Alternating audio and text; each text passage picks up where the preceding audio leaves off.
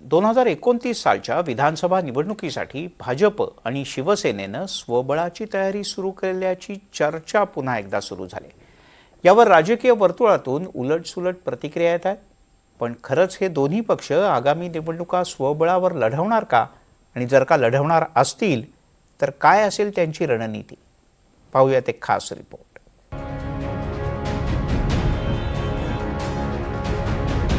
गाडीचं स्टिअरिंग धरून असलेले मुख्यमंत्री फडणवीस आणि त्यांच्या शेजारी आणि मागच्या सीटवर बसलेले उपमुख्यमंत्री एकनाथ शिंदे आणि सुनेत्रा पवार एका अर्थानं महाराष्ट्राच्या सध्याच्या राजकारणाचं हे चित्र। 2029च्या विधानसभा निवडणुकीपर्यंत तरी हेच चित्र कायम राहील यात शंका नाही। पण 2029 मध्ये मात्र या गाडीतनं कदाचित एकनाथ शिंदे आणि सुनेत्रा पवारांना उतरावं लागेल आणि वेगळ्या मार्गावरनं स्वतःची गाडी स्वतंत्रपणे दामटावी लागेल। कारण 2029च्या विधानसभा निवडणुका भाजप स्वबळावर लढणार हे जवळपास निश्चित आहे। खुद्द केंद्रीय गृहमंत्री अमित शहांनीच गेल्या वर्षीच्या विधानसभा निवडणुकीपूर्वी त्याबाबतचे स्पष्ट संकेत दिले। आज पुन्हा एकदा हा मुद्दा चर्चेत आलाय आणि हा मुद्दा चर्चेत येण्याचं कारण म्हणजे सामनामधील अग्रलेख। या अग्रलेखात बच्चू कडू यांचा शिवसेनेत झालेला प्रवेश याच्या बाबतीत भाष्य करण्यात आलंय। त्याच अनुषंगानं राज्यातील बदलत्या राजकारणाच्या बाबतीत सुद्धा लिहिण्यात आलंय। भाजपची स्वबळाची इच्छा या बाबतीत सामनाच्या अग्रलेखात पुन्हा एकदा भाष्य करण्यात आले। खरं तर भाजपा स्वबळाची तयारी करते हे गेल्या काही महिन्यातल्या भाजपमधल्या इन्कमिंग वरनं स्पष्ट होत आहे। प्रज्ञा सातव, समरजित घाटगे, अद्वै हिरे, कैलाश गोरंट्याल, संग्राम थोपटे, संजय जगताप यासारख्या माजी आमदार आणि बड्या नेत्यांना 2029च्या विधानसभा निवडणुकांच्या अनुषंगानंच प्रवेश देण्यात आला। पुढच्या काळात पक्ष प्रवेशाचा हा वेग आणखी वेगवान होणार यात शंका नाही। जिथे भाजपचे आमदार नाहीत तिथला इतर पक्षातला बडा नेता हेरून त्याला भाजपमध्ये प्रवेश देणं ही भाजपची सध्याची रणनीती आहे। 2029ला स्वबळावर कोणाच्याही कुबड्या न घेता सत्ता स्थापन करण्याची महत्वाकांक्षा भाजपची आहे आणि त्यांनी उघडपणे ती बोलूनही दाखवली। परंतु याबाबतचा अंतिम निर्णय जो असेल तो त्यावेळेसची राजकीय परिस्थिती काय आहे ती बघून घेतला जाईल। कारण असं आहे की 2014ला महाराष्ट्रात 15 वर्षाच्या आघाडी सरकार विरुद्ध एक जनमत होतं, देशात मोदी लाट होती। तेव्हा भाजपाने प्रयत्न केला परंतु त्यांना स्वबळावर सत्ते बहुमताचा आकडा गाठता आला नाही आणि शिवसेनेबरोबर युती करावी लागली। 2019ला पण त्यांना 4 राज्यांच्या निकालानंतर लोकसभेला परत युतीची आवश्यकता वाटली आणि मग लोकसभेला आणि विधानसभेला त्यांनी युती केली।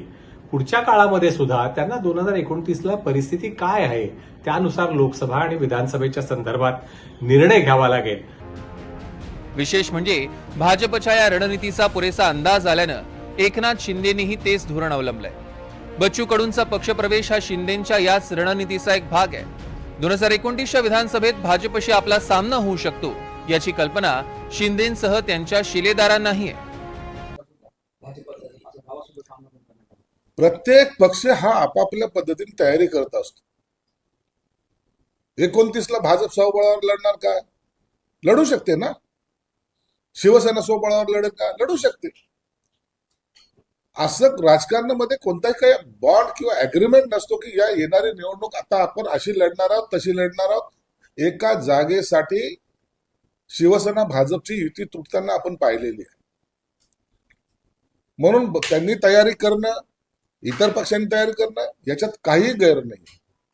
बच्चू कडूने शिवसेनेत सामील होण्याचा जो निर्णय घेतलेला आहे तो अत्यंत विचारपूर्वक घेतलेला आहे। एखादा आमदार स्वतःच्या ताकदीवर 3 वेळा जेव्हा अपक्ष म्हणून निवडून येतो निश्चितच त्याला काही पार्श्वभूमी असते। आता एकनाथ शिंदे साहेबांच्या बरोबर काम करताना त्यांनाच याची कल्पना आहे की नेमकी राजकारणाची दिशा काय असेल। शिवसेनेचे नेते जरी स्वबळाच्या मुद्द्यावर उघडपणे बोलत असले तरी भाजपचे नेते मात्र सावध प्रतिक्रिया देत आहेत। हे काय माहिती का, हे विरोधकांचं युती सरकार जे आज चाललंय ह्याच्यामध्ये गैरसमज पसरवण्याचे प्रकार आहेत आणि आपण सगळेजण बघतोय की मित्र पक्षांना बरोबरच घेऊन जाण्याचा नेहमी प्रयत्न भाजपचा राहिलाय। ते त्यांचं मत असावं याच्यावर मी काय सक्षम पदाधिकारी नाही त्या बाबतीत बोलण्यासाठी. त्यामुळं ते वरिष्ठ पातळीवर निर्णय होत असतात. प्रत्येकाला आपलं मत व्यक्त करण्याचा अधिकार आहे. त्यामुळं त्यांनी मत जे व्यक्त केलं ते व्यक्तिगत मत आहे. शिवसेनेमध्ये बोलण्याचा अधिकार हा केवळ एकनाथ शिंदेजींना आहे. एकनाथ शिंदेजींनी जर काही एखादं स्टेटमेंट त्या ठिकाणी दिलं तर मला तुम्ही त्याच्यावर विचारलं पाहिजे. याच्या संदर्भात तुम्हाला विचारायचं स्पोक्सपर्सनला विचारलं पाहिजे. गेल्या 3 विधानसभा निवडणुकीत भाजपनं सातत्यानं 100 पेक्षा अधिक आमदार निवडून आणण्याची किमया साधली. त्यातच केंद्रात आणि राज्यात असलेल्या भाजपच्या सत्तेचं भक्कम पाठबळ पाहता अनेक बडे नेते भाजपमध्ये जाण्यास उत्सुक आहेत. त्यातही एखाद्या चौकशीचं शुक्लकाष्ट मागे लागलेल्या बड्या नेत्यासाठी तर भाजप प्रवेश म्हणजे राजकारणातल्या पुनर्वसनाची सुवर्ण संधीच जणू. दुसरीकडे शिंदेंनीही अलीकडच्या काळात पार पडलेल्या निवडणुकांमध्ये चांगली कामगिरी करत राज्यातला क्रमांक 2चा पक्ष अशी नवी ओळख कमावली आहे. त्यामुळे त्यांच्याकडेही प्रवेशासाठी इतर पक्षातले नेते इच्छुक आहेत. त्या तुलनेत सुनेत्रा पवारांची राष्ट्रवादी मात्र गृहकलहात अडकून पडली. त्यामुळे तिथूनही भाजप आणि शिवसेनेत इनकमिंग होण्याची शक्यता आहे. एकूणच सत्ताधाऱ्यांची ही आक्रमक रणनीती पाहता आगामी काळात विरोधी पक्षांना अधिक सावध राहावं लागणार हे नक्की. स्वबळाच्या मुद्द्यावरती भाजप नेते आता जरी सावध प्रतिक्रिया देत असले तरी भाजपची मनशा काही लपून राहिली नाहीये. मधला 2.5 वर्षाचा काळ जर सोडला तर भाजप सत्तेत आहे. त्यामुळेच भाजपला हे स्वप्न खुणावतंय. भाजपला एक हाती सत्तेत यायचं असेल तर स्वबळाच्या मार्गाचाच अवलंब करावा लागणार आहे आणि त्या अनुषंगानंच भाजप ही अधिक आक्रमक होताना आपल्याला पाहायला मिळते. त्यामुळे सत्ताधाऱ्यांची आक्रमकता पाहता विरोधकांना सुद्धा काळजी बाळगावी लागणार आहे. Video journalist कुणालसह Vishal Patil, NDTV Marathi, Mumbai.